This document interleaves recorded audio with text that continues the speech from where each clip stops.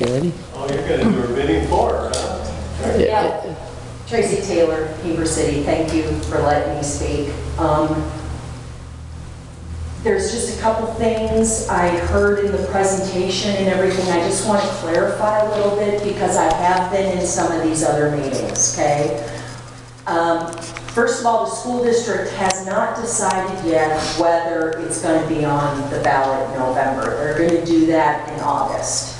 So they say they're still getting served, they're going to put a survey out, they're going to get more public input, all that kind of stuff. I'm just being pretty technical and saying they haven't made that decision yet, they're going to decide in August. Okay. Secondly, there's no guarantee it's going to pass in November. I've been talking to a lot of community members, there's a lot of concerns, one of which you guys have already brought up. That this is not a good place to put a high school, period. I've heard that from the county council in a public meeting, I've heard that from Heber City Council in a public meeting, and now I just heard it from you guys in a public meeting.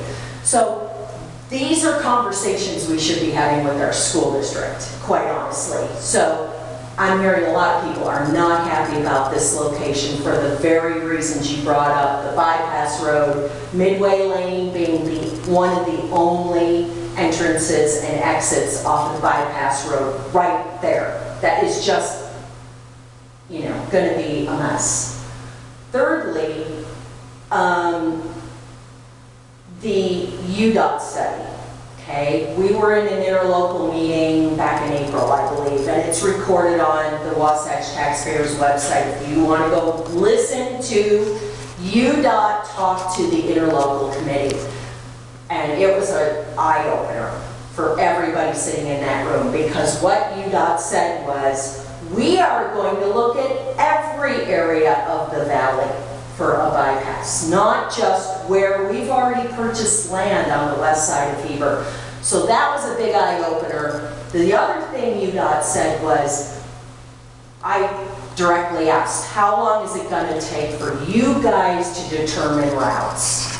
Mostly to know where they didn't put a route, that it's not going to work for them. We'd like to know that, where those routes are not going to be, as much as where they're looking. So the map that you guys were just given by the developer, it's correct. That's exactly the map that was given by UDOT. But Sean Seeger from Mountain Land said, you know what? Those 3 lines on that map is deceiving. Because it looks like UDOT is looking at either A, B, or C. And that's not the case. They're actually looking at a whole swath of land on the west side, and they're going to determine where the best route is for the wetlands and all the affected areas. So that A, B, and C line that you see on that map isn't really the case. It could be anywhere within that whole area on the northwest corridor of Heber City. So my point is, this is premature to even be talking about a general plan change or even an annexation application until we see UDOT's map. And he said within a year or a year and a half, and that was last April. So we could see those routes by next summer or October. They thought by a year, year and a half, they will know where the viable routes are. At that point, we can be looking at this, because the last thing I want to mention is, if you guys are even considering annexing this portion of their development into the city, we need to know where that bypass road is going to go, because Heber City has already said they will not annex west of the bypass. So how can you even talk about annexing this development when we don't know where the bypass is going to go, because Heber City will not go west of wherever that bypass is. So I'm just encouraging getting the general plan finished at the city, as well as UDOT's plan for that bypass road, because you know, the high school is, the school district's gonna do what they're gonna do, but there's no guarantee that bond is gonna pass either. And so those routes could go even through where the high school is. Okay? So the best route for wetlands and all the affected areas could go right through where the high school is right now. We don't know. So thank you. All right, thank you. Appreciate your insight. All right, Sister Fuller. Just a couple of quick observations. I wish I had some of the concepts. I don't know if they were in the packet that have been developed.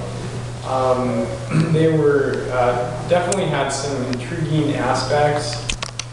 I know with the Envision effort that's going underway, some of the big issues that have come out have been centers, open space, and trails.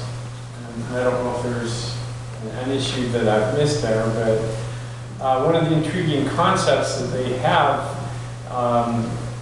shown me was up near Pod 5. I don't know if it was called Pod 5 and what they showed me in the past, but it was a community based around open space and a lot of the waterways through there, and they developed these housing strategically marketing short-term rentals, and I don't know how much he's been able to talk about that, but it was really intriguing to me because from a tax standpoint, instead of getting 50 houses that produces a couple of $1,000s a piece, now you're talking about people that don't have kids because these houses are rented out, and we are collecting taxes on a full amount because it is no longer a primary home. And so from an economic standpoint, that was really intriguing, especially in its potential to tap into the recreation market with the Provo River and its proximity there.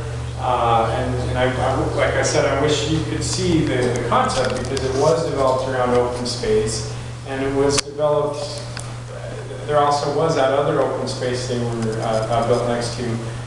So I guess what I'm saying is it would be, I think it would be beneficial for us to maybe look and see those, how this development might integrate some of those concepts from the Envision effort that's underway, the open space, the trails, and you just don't see that detail here.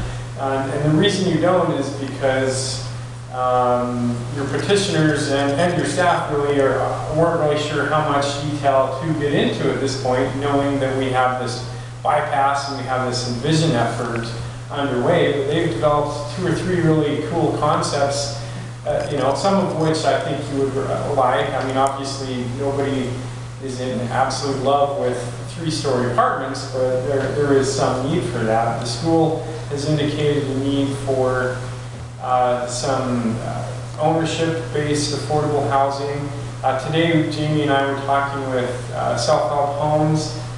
Certainly, as we are looking at the future of the city and the ability to provide a typical home that actually all of us in this room probably live in, those days are going to be disappearing fairly soon because we are near our growth boundary. And so new homes that are in the valley are going to be significantly costlier than what we all paid for our homes. And we're going to be seeing significantly more expensive homes being built up on the hill and fewer homes built down here, which bodes well for us who want our home values to go up. It doesn't bode well for us who want our kids to live here. I concur with everything that has been said about not wanting to go west of the bypass. I think that's true. It's certainly an area where you have more wetlands and more possibility for higher groundwater. But I think this is a great piece of property. It's a strategic piece of property. I think we should be cautious. Yes, we don't want to encourage a lot of density or something that we don't really want here, but I think there could be a great opportunity to produce something spectacular. Now, as to why the restaurant, you know, is going out of business, I don't know. I mean, there's not a lot of homes on this side of town. Exactly. And I think that might be part of, Midway Lane, everybody says, oh, tons of traffic. But in the scheme of things, Midway Lane isn't that busy. It's maybe near 10,000 trips per day, and it sounds like a lot, but for a highway, it's actually not a whole lot of traffic. Now, you add the traffic from the bypass going through here, and just like Doyle's saying, now you have 25,000 trips per day. Now you have a lot of traffic, and you have a lot of potential for something different to happen, because what drives the success of a retail area is traffic. It may be, I'm not a retail expert, but if you have 25 trips per day, I know that people like Burger King, not that we're going to have another Burger King, but just as an example, Burger King won't look anywhere unless they see the number 25,000 trips per day. If they don't see that number on a road in front of their store, they don't even look. But I guess all I'm saying is there may be more of an opportunity for, maybe more retail here. Certainly, Doyle is a little sensitive to the study that was done on VXE that indicated there's not a whole lot of room for more commercial. I'm a little bit more optimistic and hopeful, like Mr. Crittenden is, to finding opportunities and for commercial nodes, and this potentially could be that commercial node. Maybe not, but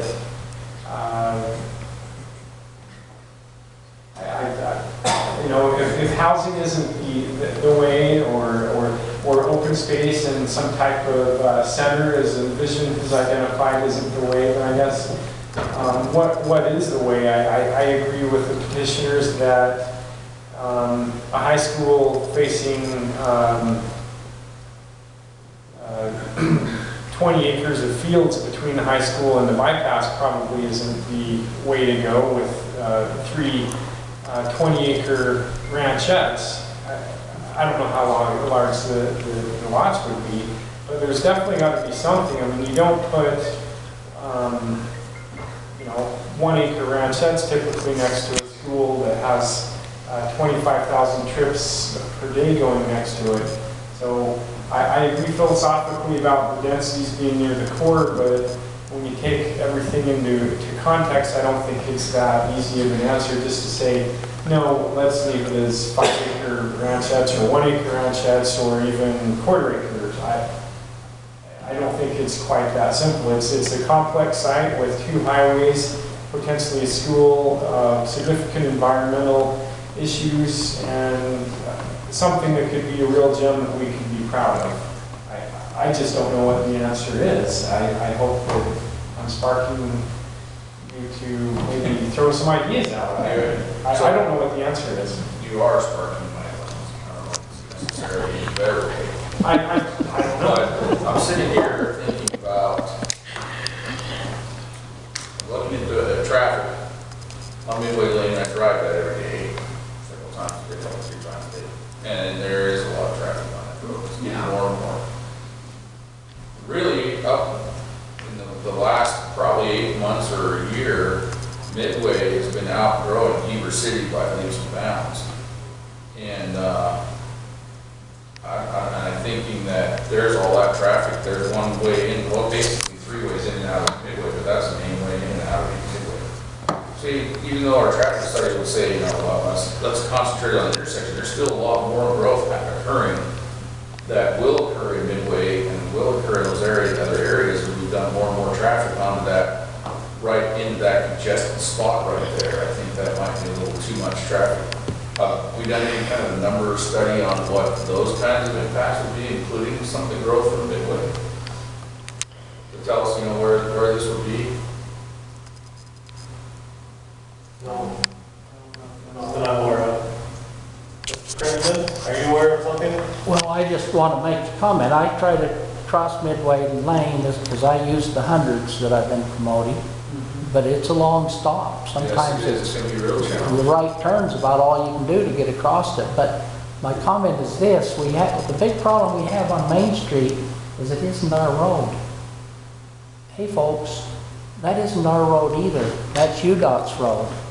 And I think if you haven't, as a planning commission, you need to be talking to UDOT before you make any decisions that access the state highway that goes to Midway. Just a comment. Okay? We saw from Bill Coleman tonight, a touch of that, what you're talking about, the development in Midway, being on Whitakers, and having to be along there. Was it Raylan Farm? Big development there, and some others, so you're right, there is only 3 ways in and out of Midway, so and this is one of the major ones. And I'm not saying that we have to worry about all of Midway's issues, but I think we need to take, it's like when we were talking about Sawmill and Brookstone and all, they said, look, you guys need to get together with your traffic studies. One says we're putting, 5,000 trips a day, okay, well, that's not too many, and then the other one says, well, we're only generating 10,000 a day, and the county's adding more and more homes, and they're only adding another 15,000. Good Lord, by the time you add all 35,000 trips that nobody else is accounting for, all of a sudden, we're dumping a lot of traffic on there. Just out of curiosity, I apparently am not in the right mood. Is there a meeting on UDOT tomorrow night? Yes, at the Senior Citizen Center at 6 o'clock. Senior Citizen Center at 6? Yep. Those are really hard to find out about. How's one getting The public meeting notice website Oh, right. at the state, you can get email alerts on all these things. Of course, like you said. On myself with that, sorry. You're really wanting more meetings, Dennis? Yeah, right. Yeah, we all want. Anyway, so those are just some thoughts that I think, as we do look at this kind of stuff, we need to be a little bit careful, we're jam up our. Well, I think moving forward here, the options are, this was not a public hearing tonight. We would have to hold a public hearing on this annexation at a future date. So that's certainly an option. I think one of the other options is whether or not this gets annexed into the city. The school district, being institutional, could build there without being in the city. So understand that if the school district decided to go ahead and move forward, they could do that without city blessing. Is that correct? Am I misstating that? Well, yeah, they're an independent creature of the state. I would love to hear what the public thinks. Well, can I just say that it's in the annex, we're not saying it's not an annexation boundary map. It is clearly within that. Going from RA5 to 332 units, it's a big jump. And, without being to where we have enough information, there's no way that, I think any of this feels like, yeah, let's just go ahead and do some annexation without having much more information.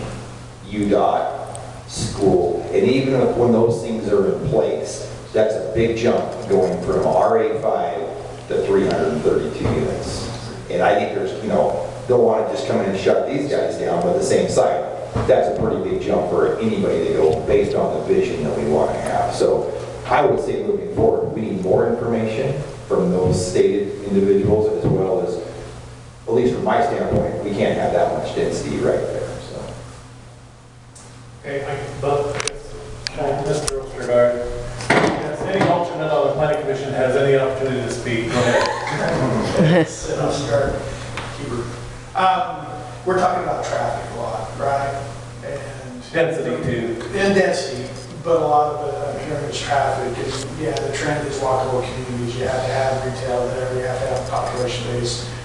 The reason why that retail is not doing well is there's not people around it. They can't walk to it. They have to get in their car and drive. So I think that's a lot. We have to be very careful with our entrances into our city and really study them. And like we said, there's a lot of questions out there about this. Is this where the high school is going to land? Is the bypass is going to happen there? So with that, I think we have to not make a decision. We have to make sure we're doing the right thing for Heber City. And if it's annexing this in, and yeah, as a designer, I can make that pretty cool. But is that the right thing for this area? So. Okay, thanks. when I was talking to these guys, I mean, you have an application obviously into the city, but moving forward, you have several options. Did I miss any options? Did I state them all correctly? Can you restate it, please? For these guys, moving forward, obviously they have an application in with the city for an annexation. So this is not a public hearing, so that's the next step. So if they wanted to move forward, that would be the next step for them, right? Yes, and the public hearing would be for the general plan amendment. The public hearing for annexation is held at the city council. So you would hold a public hearing on the general plan in terms of land use. However, you would not hold one for the annexation. That would be the city council to do. So we do want to know, because of that change on the general plan that is required to move forward with what's being proposed, we want to know, obviously there's some concern about density, traffic, and other things. So what kind of ideas do you have that we can talk to, we can go forward from here and discuss those types of things that to put out for the public hearing. The other one is going for a public hearing, we have to notice all the property within this boundary, this annexation boundary, as land use potentially changing or not. But the question is, outside of this specific project, we have the school, we have some other property owners, things like that. What other thoughts do you have on those land uses as well? So it sounds like you might have some more discussion before you're ready to make some of those recommendations in terms of preparing for a public hearing, but. Well, I guess in my mind, I'm not willing to move forward with this at all until we know if the school district isn't going to put a bond up in November for a vote. And then I want to wait and see if it passed or not. And then I want to see if and when UDOT comes up with a route for a bypass road, if this is going to be the area or not. So I guess in my mind, if this came back for a vote for me, I would not be inclined to vote favorably. Until I have all that information in place, and that could be, who knows, year and a half, 2 years down the road. Those are my thoughts. Anybody else want to weigh in? I agree. I think this particular parcel, or the future of it, is so incredibly context sensitive. At this point, there are far more questions than answers. I'm just not comfortable moving forward until we get some more of those answers in place. And I appreciate where you're coming from, and unfortunately for your position, some of those answers could be still a ways out. But I think based on what you're proposing and what you're pitching relative to what currently surrounds it, I'm not comfortable moving forward. And otherwise, it is so context sensitive, we just need those answers. That's kind of how I look at it.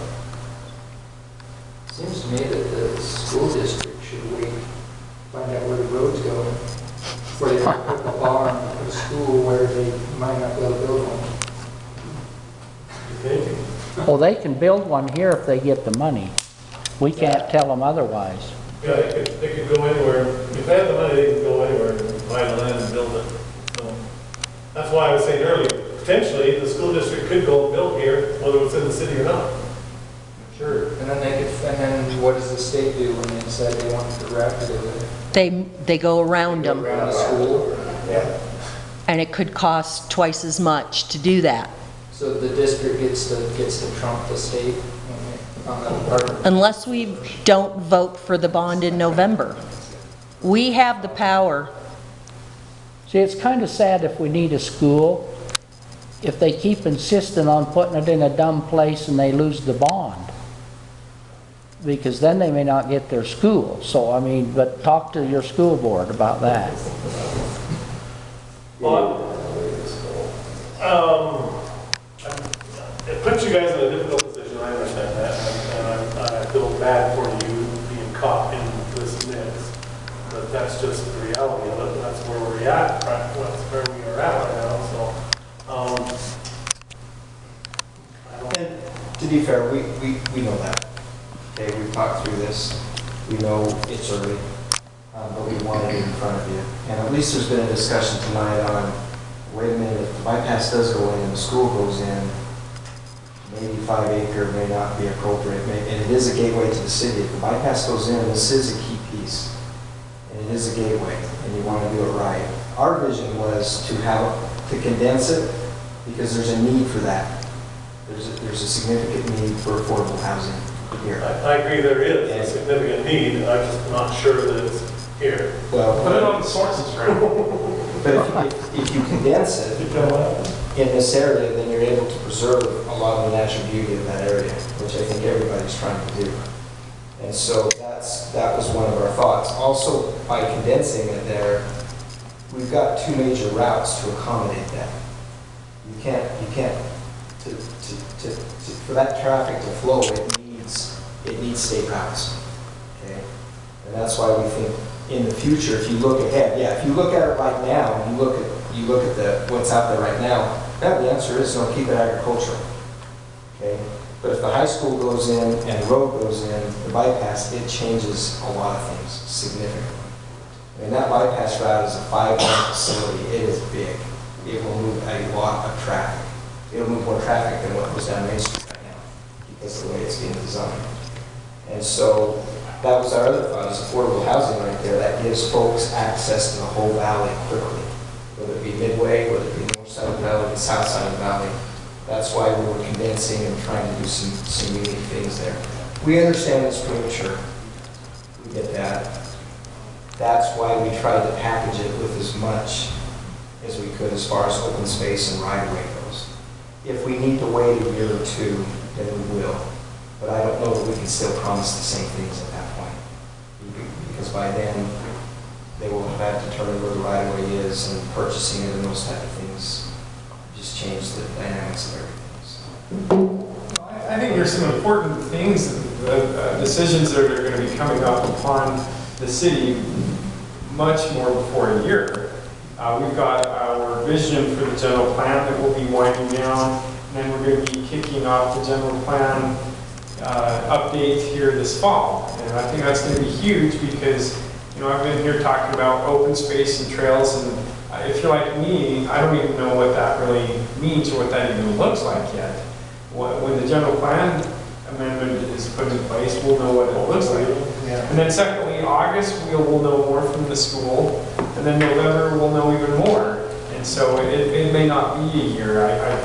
We may be able to come back to the planning commission with a little bit more information. I hope that I can talk these gentlemen into getting a couple of their older concepts that have some really interesting open space features in them and bringing them back to you as well, so we can see if they fit with the envisioned concept.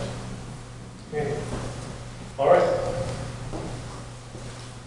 Mr. Crittenden. Sorry, I have an overriding concern that applies to them. It applies to Sorensen that was in here. It applies to what I think was a serious mistake with VXC. We are spending $120,000 for consultants, and you're going to be spending a lot of time before this year's over on the master plan. And what's in front of you right now is to ignore the master plan we have, which admittedly is very outdated. But we're hopefully, Tony would say, within the end of the year I honestly think we ought to wait till the new elected 3 people are in before we finalize the master plan. That's what I think. Because then the citizens have some input through their election, and it ought to be a campaign issue.